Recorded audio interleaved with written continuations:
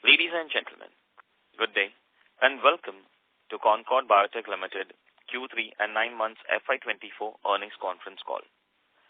Before we begin, I would like to point out that this conference call may contain forward-looking statements about the company which are based on the beliefs, opinions and expectations of the company as on date of this call. These statements are not the guarantees of future performance and involve risks and uncertainties that are difficult to predict.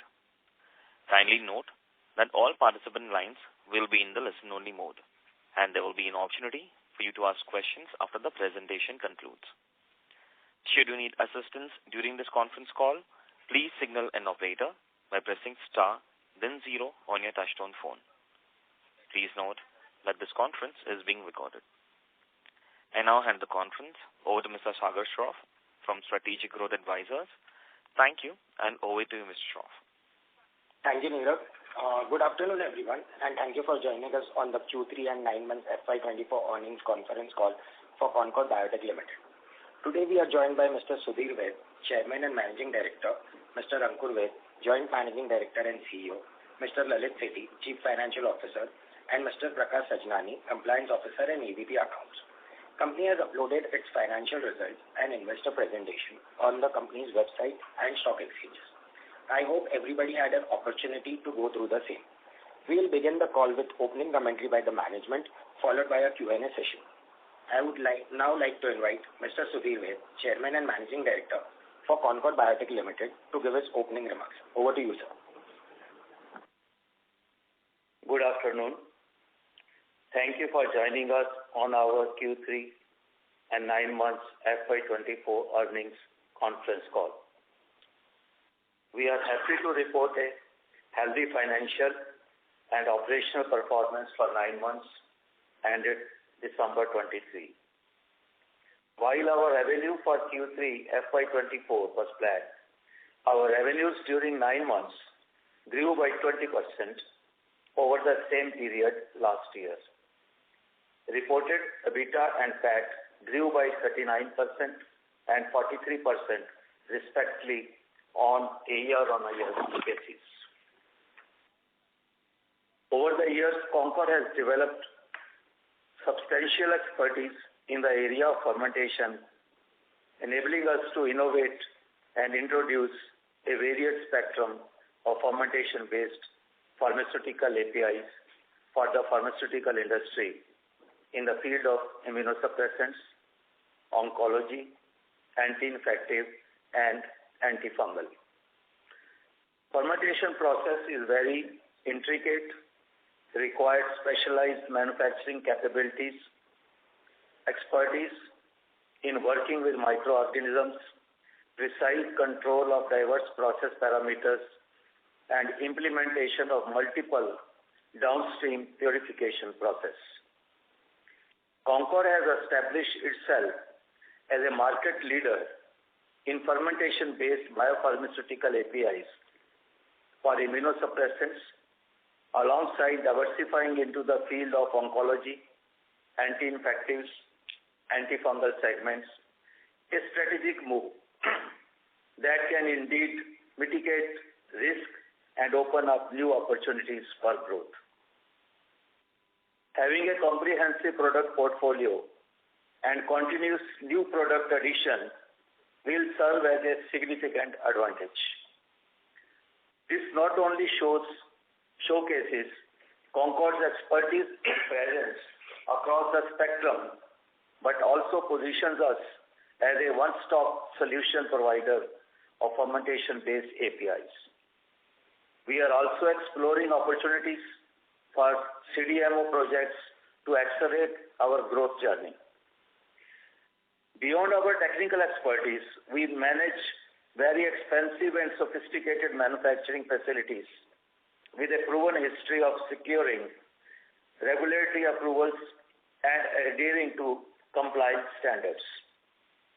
In this context, I would like to highlight that recently ANVISA, that is Brazilian Health Regulatory Agency, conducted a successful inspection of our Unit 1 API facility with no adverse remarks. These regulatory approvals across geographies positions us to cater to both regulated and unregulated markets. Our strong research and development capabilities, supported by an in-house R&D team, have been instrumental in commercializing high-quality, cost-effective products efficiently. Being backwardly integrated with the manufacturing of key starting materials also provides a distinct competitive advantage. This vertical integration can contribute to cost efficiencies, quality control, and a more streamlined production process. It also enhances our ability to manage supply chain effectively, ensuring a steady and reliable source of key essential materials. Overall, having state-of-the-art manufacturing facilities, global regulatory approvals, R&D and manufacturing expertise, along with backward integration, positions Concord as a well-rounded and a resilient player in the manufacturing of fermentation-based pharmaceutical APIs and finished formulations. By leveraging on these strengths, Concord expects to launch new products across different therapeutic segments and therefore well poised to expand its presence in global market, therefore contributing to sustainable growth and success. From ESG standpoint, I would like to highlight that Concord was also awarded with bronze rating by EcoVadis in 23. Thus, by maintaining a focus on sustainability, ethical practices, and staying abreast of evolving industry trends, Concord will further enhance its standing in the market. In the end, I would like to convey my thanks to all our partners, associates, and investors for their continued support. With this, I hand over the call to Mr. Ankur Vaid, Joint Managing Director and CEO of Concord Biotech Limited. Thank you. Thank you, sir. Let me begin with performance for the quarter, followed by strategies going forward. We are pleased to announce our performance for Quarter 3 and 9-month FY24, and our outlook remains optimistic, aligning with our long-term guidance of CAGR growth of 25% over the period of 5 years. During Quarter 3 FY24, our revenues stood at rupees 241 crores, which is similar to the same quarter last year. However, our 9-month FY24 revenues grew by 20% year-on-year basis, driven by a 7% increase in API revenues and a 156% surge in formulation revenues compared to the corresponding period last year. I would emphasize to assess our financial results on an annualized basis rather than quarterly. This is because there could be fluctuations on quarter-on-quarter basis, resulting in some quarters experiencing higher procurement than others. Some of the reasons for the fluctuations are changes in customer procurement pattern, sales spillover to subsequent months due to approvals, and Red Sea disruptions.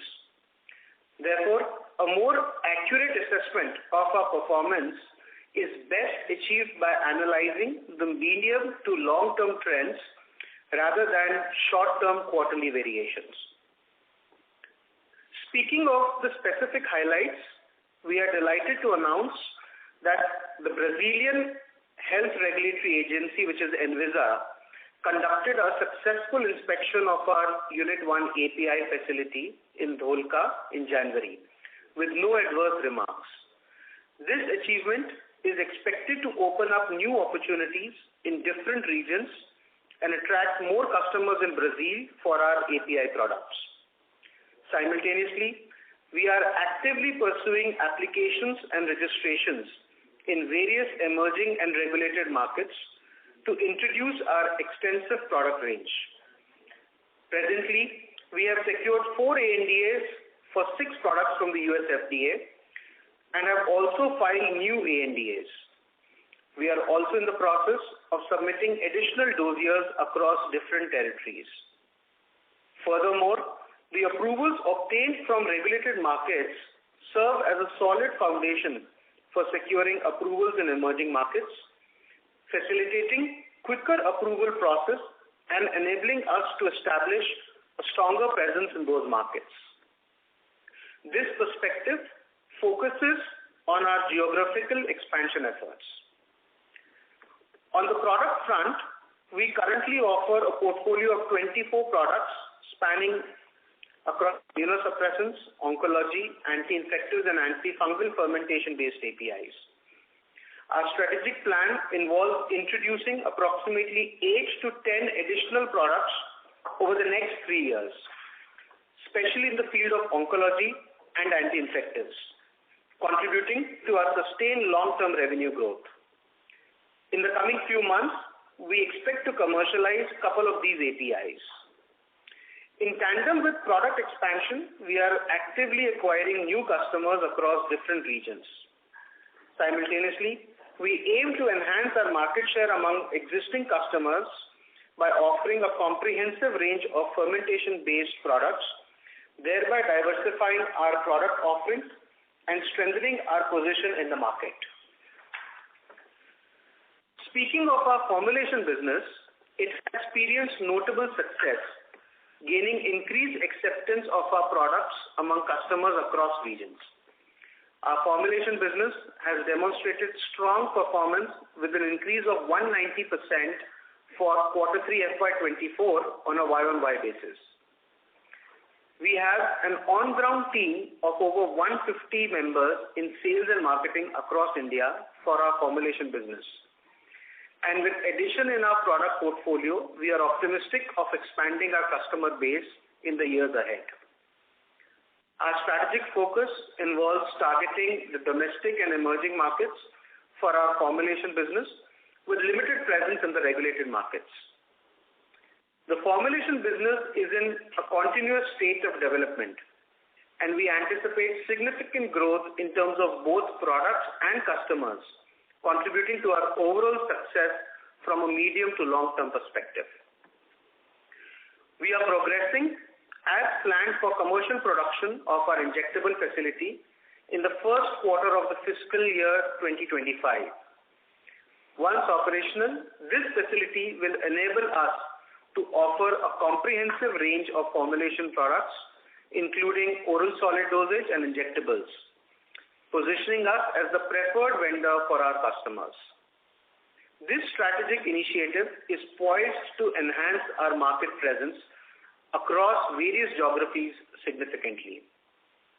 We have also articulated our intentions to venture into the CDMO business.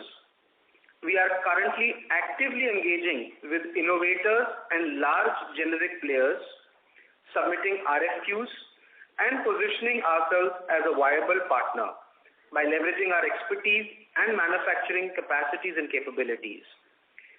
The successful implementation of any CDMO project has the potential to contribute substantial volumes and revenues to our growth trajectory, allowing us to accelerate our growth. However, it is currently premature to provide any specific timeline for these endeavors. We will keep you informed on any developments in this regard.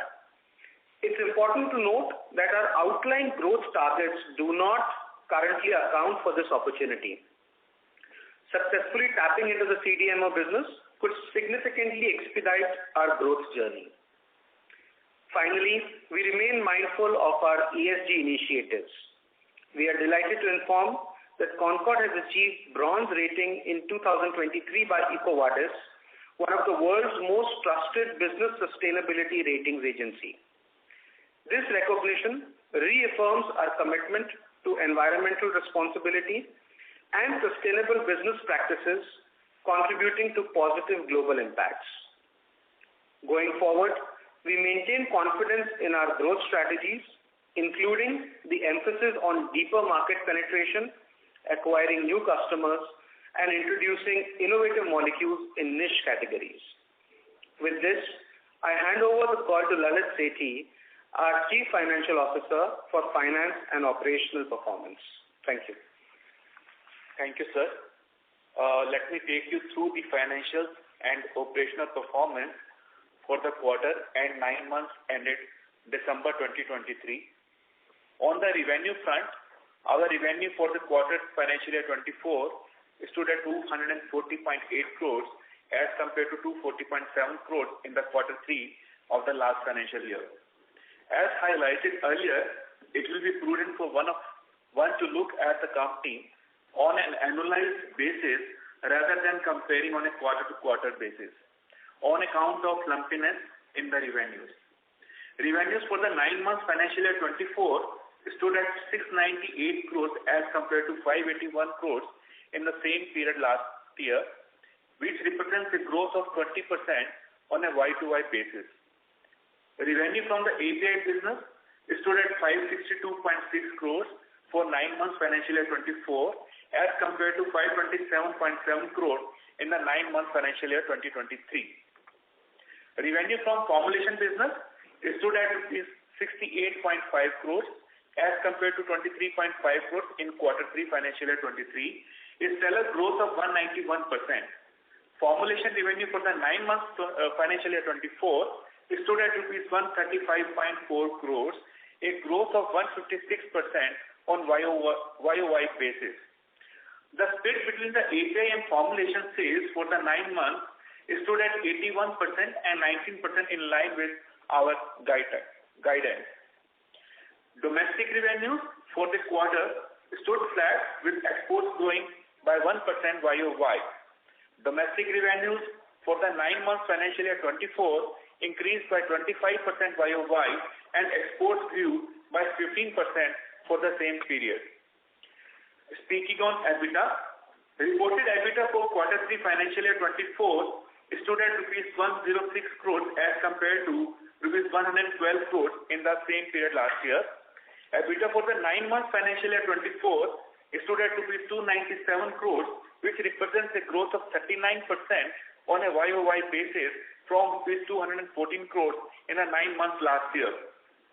Reported EBITDA margin for 9 months financial year 24 stood at 42.6% as compared to 36.9% for the same period last year, which represents an increase of 570 BPS. Margin for the quarter stood at 44% as compared to 46.4% in Q3 financial year 23. EBITDA, including share of profit from the joint venture, stood at rupees 303 crores with a margin of 43.4% in the 9 months financial year 2024. On the profit after tax, our profit after tax for the quarter 3 financial year 24 stood at rupees 77.6 crores as compared to rupees 77.4 crores in the quarter 3 financial year 2023. Our profits after tax for the 9 months financial year 24 stood at rupees 213.1 crore as compared to rupees 148 crores in 9 months financial year 23, which represents a growth of 43% on YOY basis. PAT margins for quarter 3 FY24 stood at 32.2% as compared to 32.1% in quarter 3 financial year 2023. PAT margins for 9 months financial year 24 stood at 30.5%, a growth of 490 BPS on YOY basis. As on 31st December 2023, we are a net debt-free company. With this, I shall now leave the floor open for Q&A. Thank you very much. We'll now begin the question and answer session. Anyone who wishes to ask a question may press star and 1 on the touchtone telephone. If you wish to remove yourself from the question queue, you may press star and 2. Participants are requested to use handsets while asking a question. Ladies and gentlemen, we'll wait for a moment while the question queue assembles. Participants, you may press star and 1 to ask a question.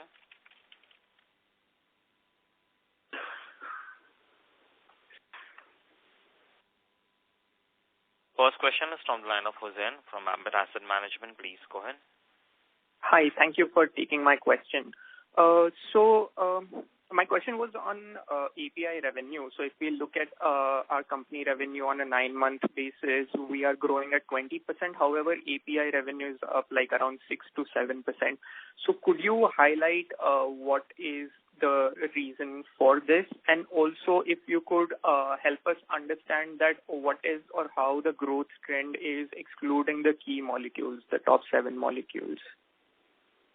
Sure. So, we are seeing good growth overall in the API business.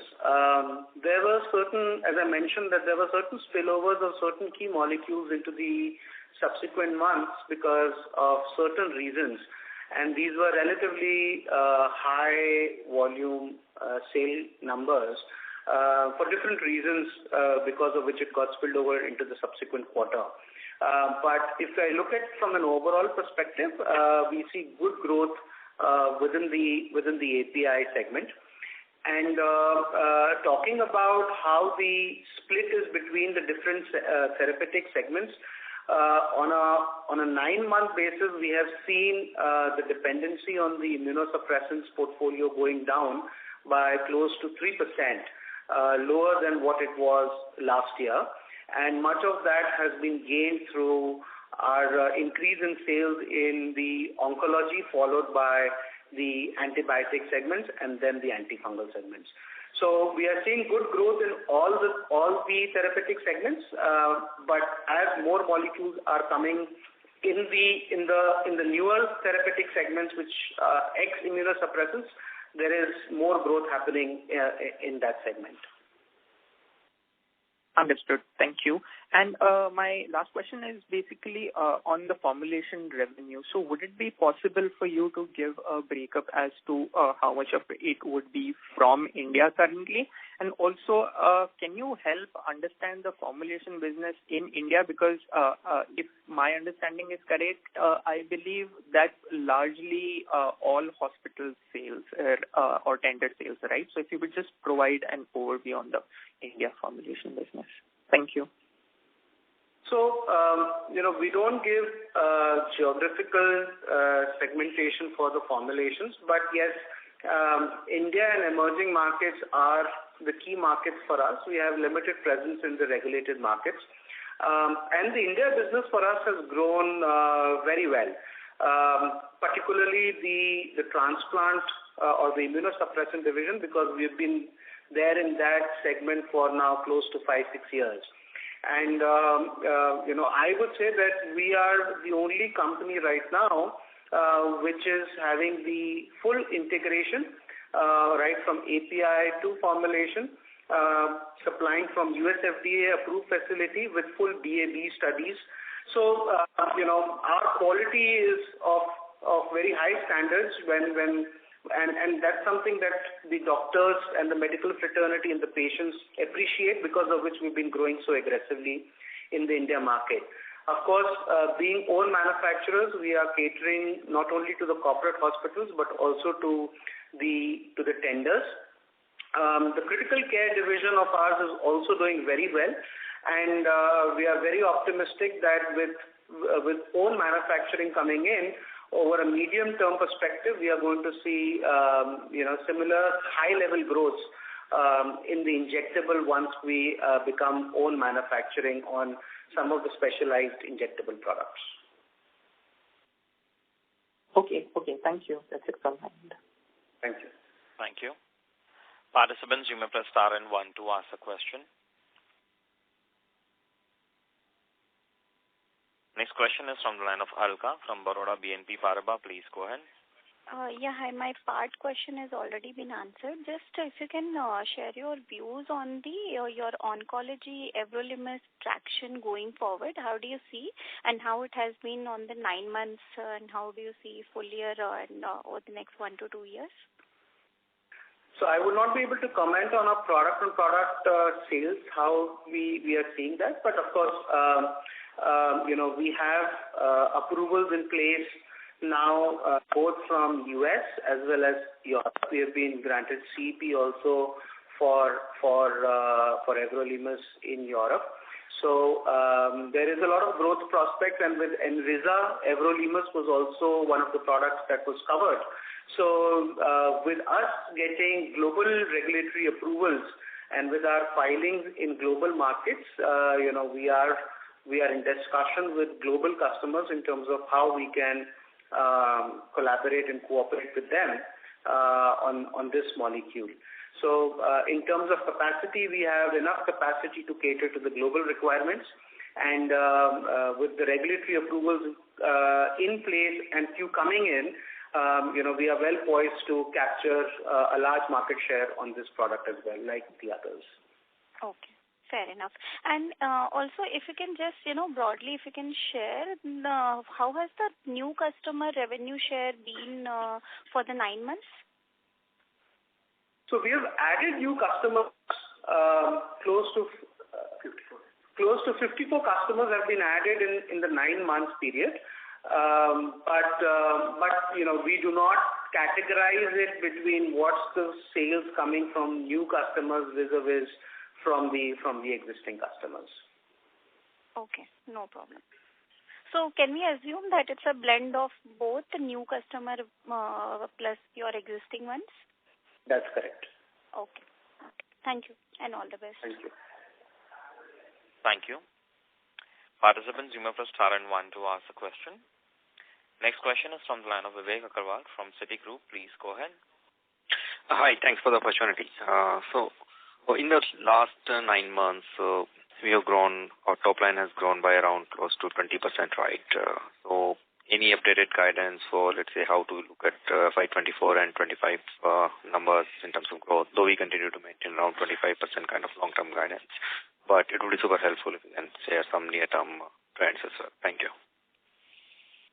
So, we have mentioned that we will grow at a CAGR of 25% over the next 5 years.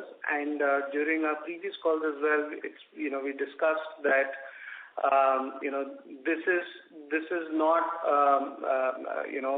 something, this is a journey from where our historical CAGR of 18% to our target of 25%, because during this 5 years, there are going to be different milestones that will be achieved, whether it is the utilization or the commercialization of the injectable plant, us getting new products commercialized, getting more penetration. So more penetration into different geographies with our existing products. So this is a journey that is going to go from 18% to the 25%. And, all the growth levers are well in place to take us through that journey. Talking about how do we see this year, I would say that, we have a good order position and we have, orders flowing in. But I would not be able to give you a guidance in terms of what that number would be by the end of the year. But definitely it will be higher than the historical growth and, towards that journey of 25%.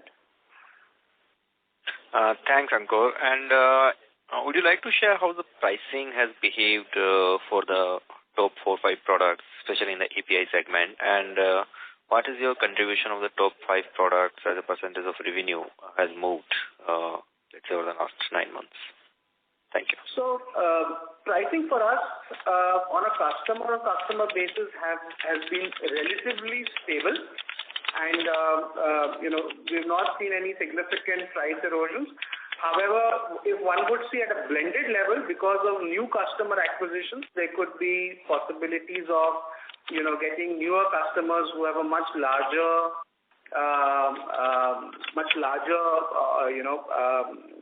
opportunity to kind of give a relatively better pricing than what historically is to others. So it's basically just more about price versus the volume. But to most of our existing customers, it's been relatively stable for us. So just to clarify that the new customers that you are adding, that are coming at relatively higher price, even for the same products? No. So again, it's a blend, because if they are newer customers but having relatively smaller volumes, then the price points are different versus a new player who has a substantial big market share.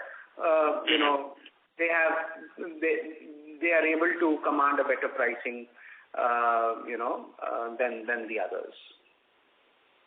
Understood. Thank you. And your share of API to formulation mix, so what is the current share in Q3, and how we should expect this to move, let's say, over the next couple of years? In Q3, it's 81% from the API and 19% is from the formulation. And going forward also we are expecting to have the 80-20 kind of a in the API and formulation. Okay, thank you. Yeah, I have a couple of more questions. We'll join back with you. Thank you. Next question is from the line of Vinit Lambu from HSBC. Please go ahead. Can you hear me? Yes. Yes. So the thing is API revenue, you said some orders has been spill over to subsequent months. So you expect quarter 4 to be more than average growth, right, in API segment? Do you expect the... See, I would put it in a way that if we are going to grow with a historical CAGR, more than the historical CAGR, and the split is going to remain 80-20, definitely, there is, if there is any variance on the API percentage growth, that would get, quite well taken care of. So as rightly said that, we expect good sales in the API in this quarter as well. Okay. And the next question is on the, what would be the sustainable growth rate in the formulation business? Because it has grown 150% over 9 months, right? What would you expect it to be next year? Because the base is also increased. So what expected growth rate you are expecting for the next maybe 1 year? Not quarter view, but maybe 1 year view or 2 years view. Yeah. So, formulation for us started in 2016, and we got our ANDA's approval around 2019, 2020, based on which we started taking this dossier into the global markets. And that's when COVID hit. So 21-22 was, or 22-23 was more of a dry period where we got less approvals. But now, since the approvals have started flowing in, that's getting translated into business for us. And that is the result why we are seeing such high growth in the formulation business. But as we have mentioned earlier, that going forward we have growth levers in place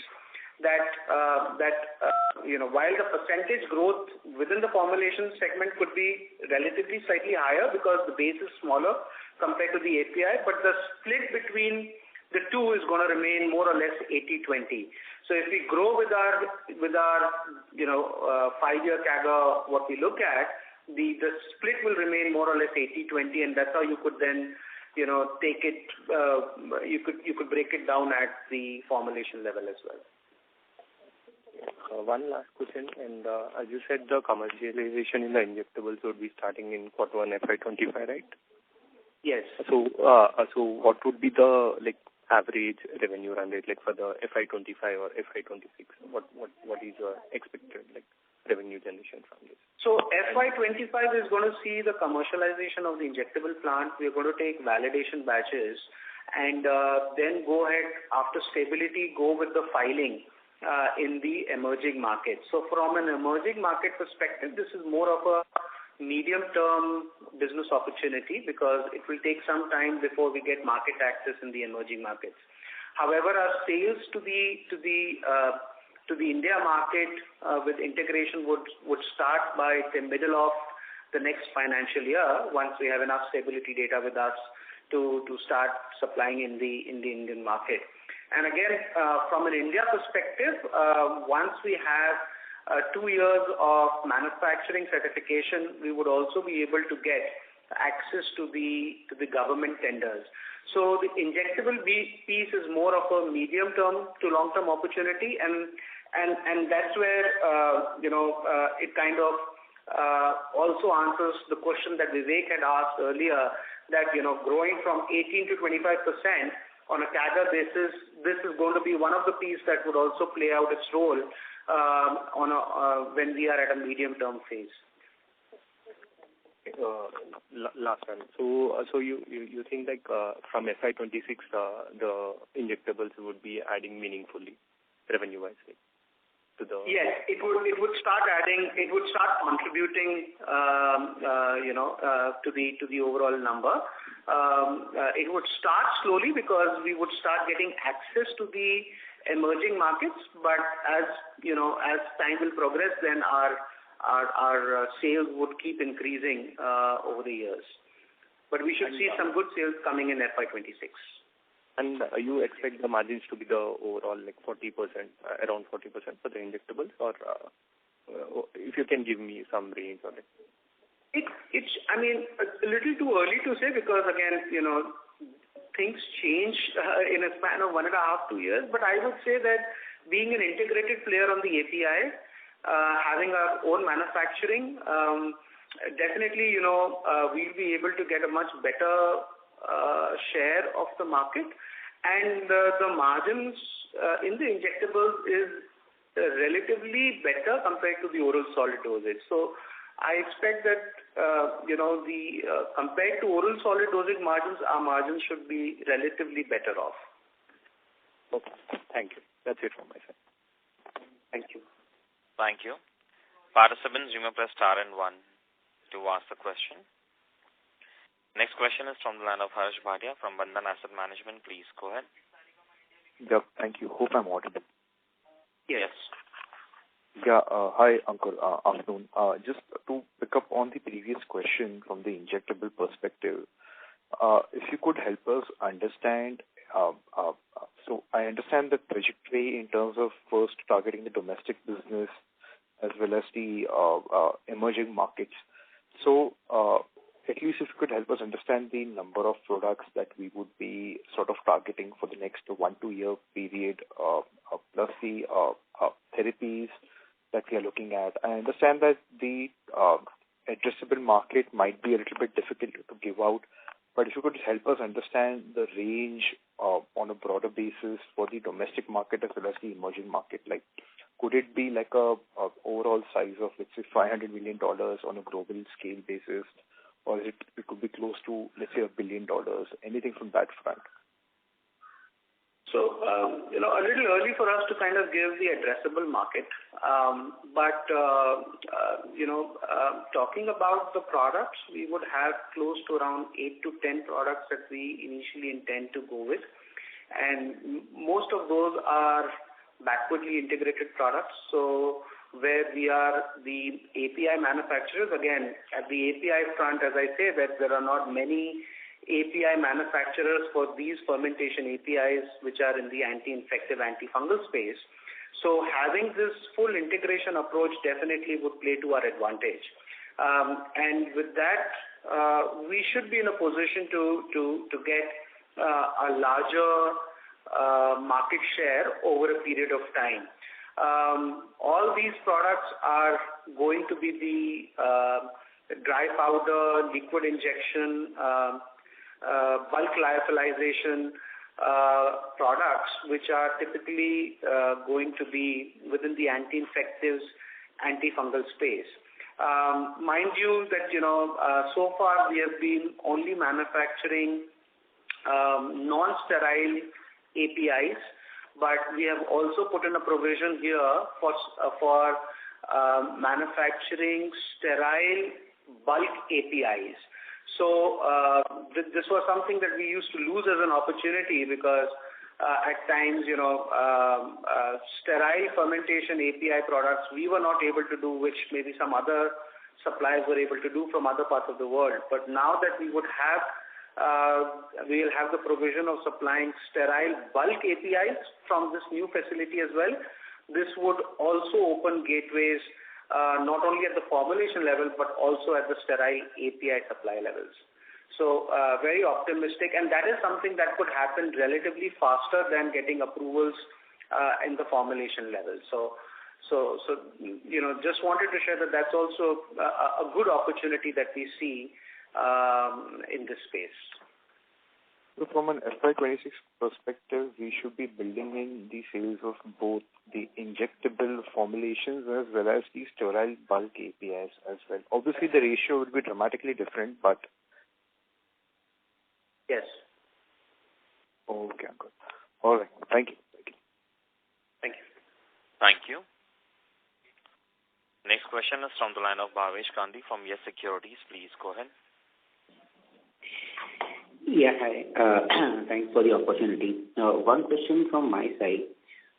Recently, if I look at the approvals, then one Chinese company got an approval for tacrolimus extended release capsules, whereas the product which we have is, I believe, an oral capsule. So does this create any impact on our tacrolimus franchisee?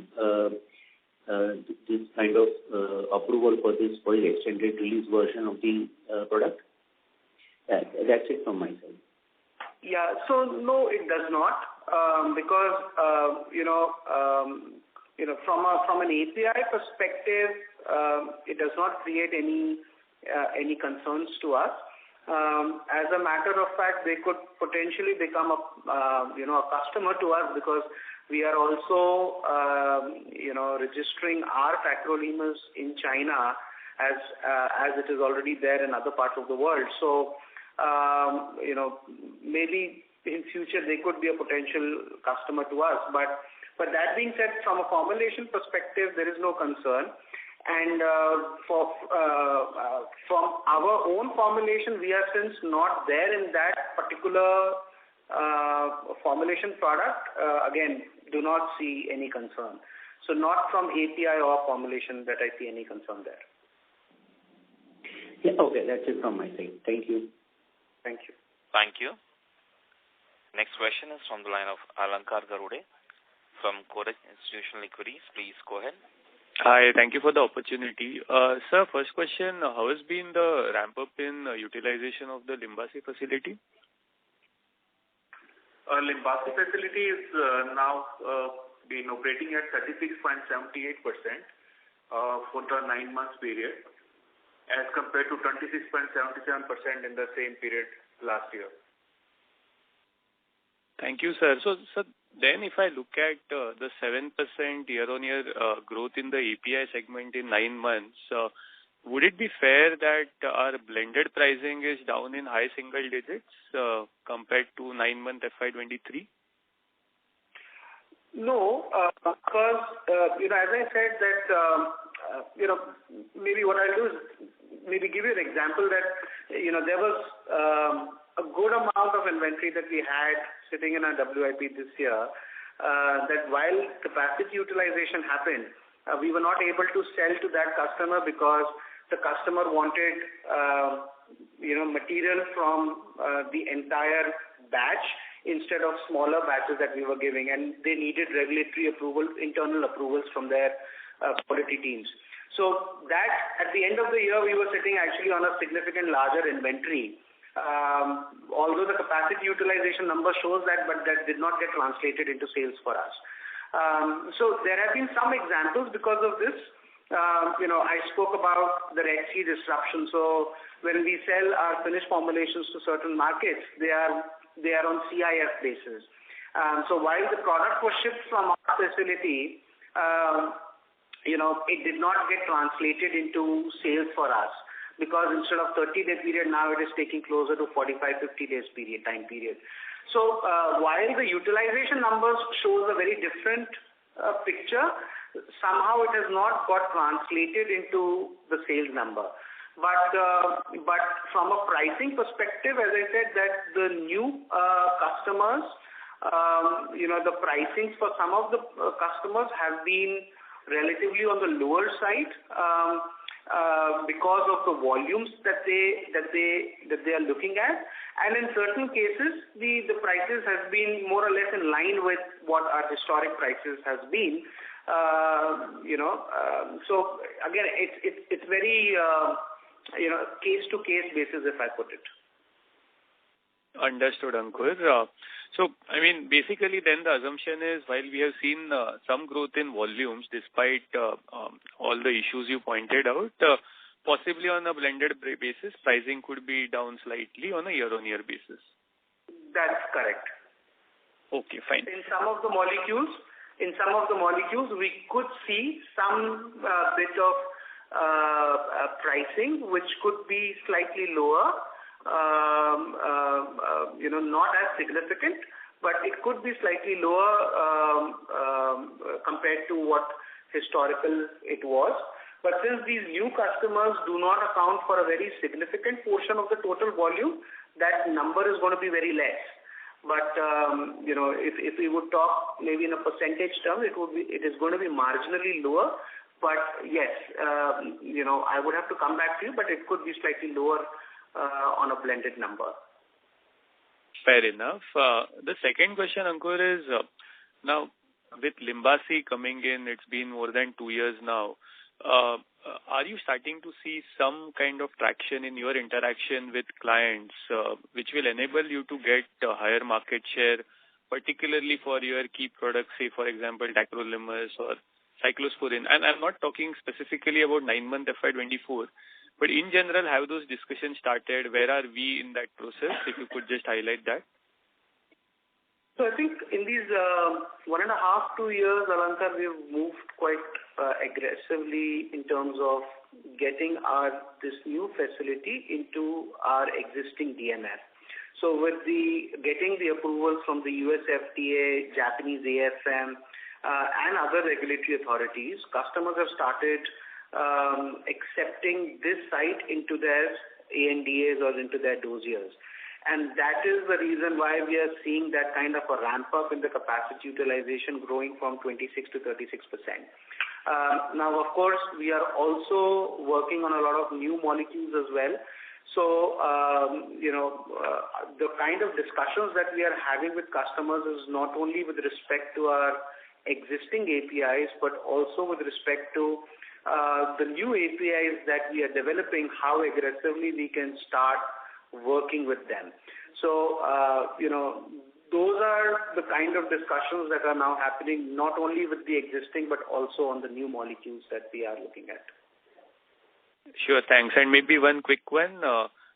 Similar to Limbasi, can you also share the utilization levels for Dholka and Valthera? From Dholka, it is from 75% to 79%. And Valthera, it's around from 18 to 17.71. Okay, thank you, sir. All the best. Thank you. Next question is from the line of Vatsal Seth from Upswing Investments. Please go ahead. Hi, sir. Thank you for getting me on the board.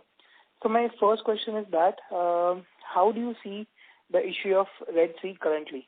So do you foresee any kind of major challenges going ahead? Because Concord Biotech's revenues, a lot of revenues dependent on exports. So how do you address the situation of Red Sea going forward? And number two, we have seen a quarter-on-quarter dip on the API segment, no doubt because of the spillovers. So how do you see that spillovers getting, back into the business? So, on the Red Sea, I would say that majority of our exports happen by air only. It is only with respect to our formulation sales that, we end up using the sea as a route. So, and that's where I said that, because of the nature of our terms with the customer, FOB or CIF, we are seeing some impact in the revenue recognition because it takes slightly longer time than the usual to kind of get it realized in our sales. So that's one. Maybe from an import perspective, what we are doing is we are just trying to closely monitor the situation and also see that how we can do relatively better planning on maybe some of the few imports that we do. Of course, we are not dependent much on the imports. Most of our raw material procurement happens from within India. But if there are few items that are imported, we have to kind of closely monitor the situation and kind of do a better planning so that it does not impact us. So those are the only two areas where we see some impact happening, and this is basically kind of delaying the recognition for us,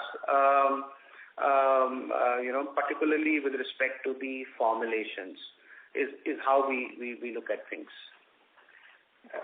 Okay, thank you. My questions are answered. Thank you. Thank you. Thank you. A reminder to all the participants, you may press star and 1 to ask the question. Next question is from the line of Ashish from JM Financial. Please go ahead. Yeah, thanks. So Ankur, when you say that over the next 5 years we see a revenue figure of around 25%, does this number also include the CDMO opportunity? No. Okay, fair enough. And secondly, on this injectable, so we have spent almost around 200 crores on building this facility. So what kind of asset turns are you guys envisaging, and over what time frame you feel this facility can achieve a 70-80% utilization? Normally, formulation in injectable kind of a business, the asset turn is to the extent of around 2.5 to 3 times, and it takes around 3 to 4 years time to take the capacity to that level. Okay. And even this Limbasi just to add, these 2 to 3 years time frame is after you getting the necessary regulatory approvals in place. So once we have the approvals, one can take maybe that kind of a time frame to kind of start seeing that ramp up. So when you say emerging markets, what all markets does that include? So this primarily we would be targeting is Southeast Asia, Middle East and LATAM. Okay. And India, you said mid FY25, but emerging markets could be earlier. Is that what you said? Emerging markets would be later, but mid next year we should start seeing sales in the India market. Okay. And lastly, of all these facilities like Valthera, Limbasi, obviously there is so basically what is the operational cost on an annualized basis, if you could put that number just to figure out how much it is eating off the total cost? So we do not provide segmental or divisional profitability, but consolidated numbers are there which we have shared. Okay, fair enough. And whatever expansions you guys are doing, and possibly in the future you guys might also venture into adjacencies.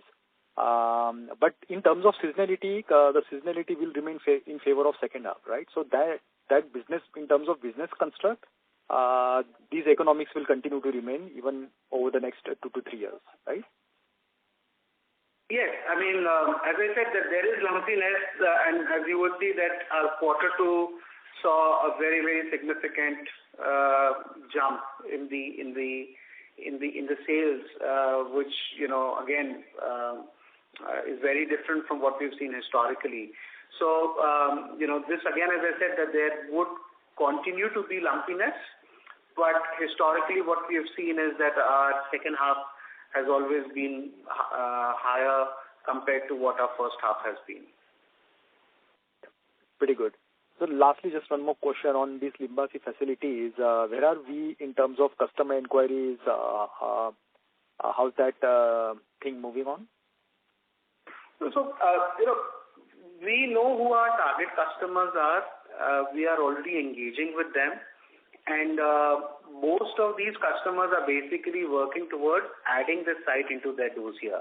And wherever we are getting new customers, we are trying to request them to start procuring quantities from the new site only, rather than so that's how we are working with them. But I think since we have significant global market share, we are working with all the major customers. The process is mostly towards getting access to their dossier from this new site. Is where much of the work is happening.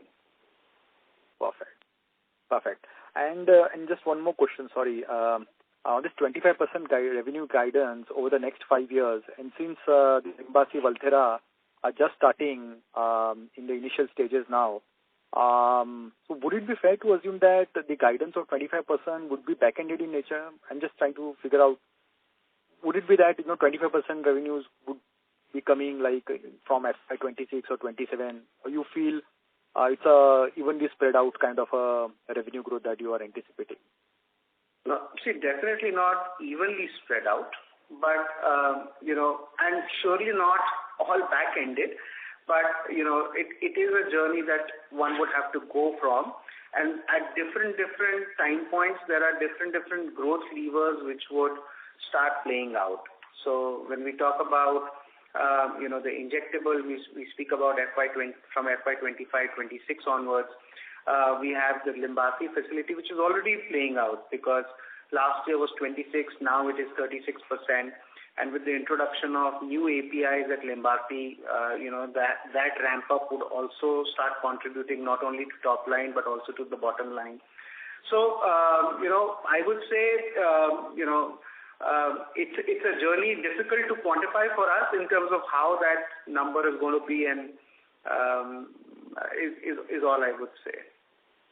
Okay. And versus 42% EBITDA margins in the first 9 months, would you say that 40% is the minimum that you guys can do at any point in time? Is that a fair assumption? So again,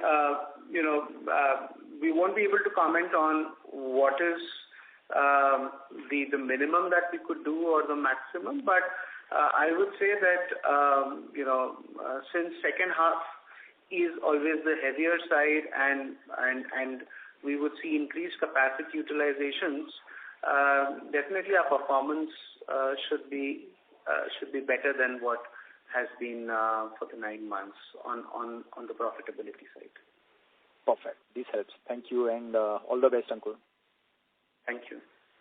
Thank you. Next question is from the line of Harshal Patel from Mirae Asset. Please go ahead. Thank you, sir, for the opportunity to ask the question. So just need one clarification. This is for the API segment sales. For Q3, we've seen a decline. So, sir, just to understand it correctly, this decline could be attributable to a delayed offtake by one of the customers. Is it right? No, it's a blend of many things. As I said, that we spoke about the lumpiness. So the consumption pattern of the customers is one thing that has played out because at times, depending upon their production planning, they may require the product in a particular month versus in a subsequent month. Those patterns could be the reason, and this is again, we are considering that as an option or as a possibility. And second is, of course, that we spoke about that we did see some spillover, some of the examples that we spoke earlier. Right, sir. And also the Red Sea disruption that we spoke about. So those are some of the reasons that I feel are the probable reasons why it has been this way. Right. So just a continuation to that, when we say the Red Sea disruption, so that was more so with respect to the exports, right? And on the formulations, I guess, if I'm not wrong, most of the formulation exports are through the sea route that we do, and APIs are mostly done through the air. Is that right, or am I wrong on that? That's correct. And some bit of import, as I mentioned earlier, for some things that we do procure as imports, they are mostly by sea. So some delays are accountable to that as well. Right. So in that case, considering that there was a Red Sea disruption, we could have seen some better formulation sales as well as compared to what's reported in Q3? Sorry, I didn't get you. The Q3 formulation segment sales that is showing a very strong growth on a YOY basis, we would have had some disruptions from the Red Sea issues in this quarter for formulation sales, or no? So, as I said, it's not a disruption. It's basically delayed recognition of sales. So, something that could have happened, say, by 31st December, probably it reached the destination, say, in third week of January, because of which we were able to recognize the sales in January. Right. So in that case, that's what I'm saying, that there would be some spillover effect of the formulation sales in Q4 as well. So the traction actually would have been better.